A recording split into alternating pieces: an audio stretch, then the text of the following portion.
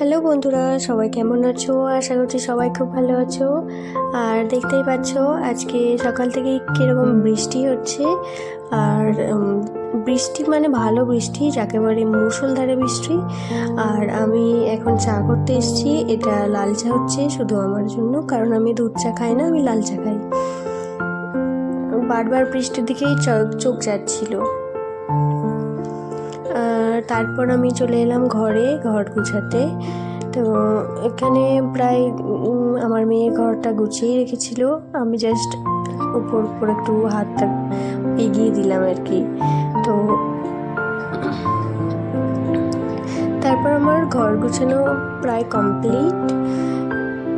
বিছানাটাই একটু বেশি খারাপ হয়ে থাকে।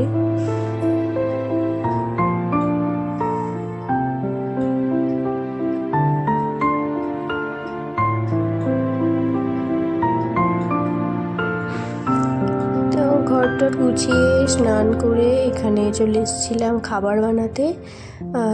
খাবার হচ্ছিল, দিদিভাই করছিল সাদা আলু তরকারি, আর আমি করব পরোটা।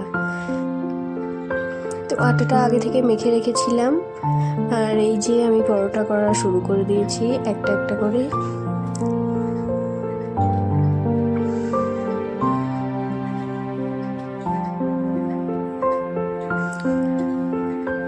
যখনই ভিডিও করার সময় কোনো কাজ করি সেটাই অগোছালো হয়ে যায়।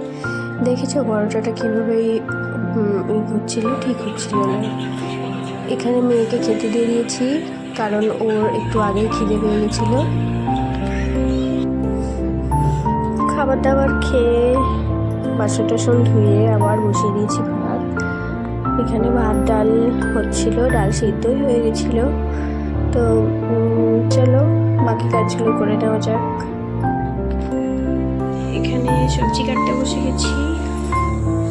আজকে ডাঁটাগুলো হবে ভাজা, আমের টক আর পাঁপড় ভাজা।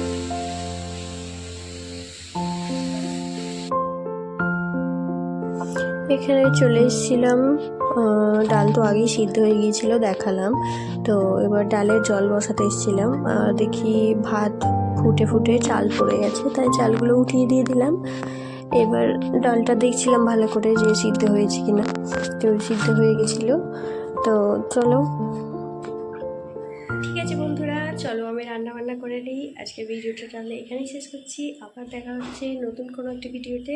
টাটা।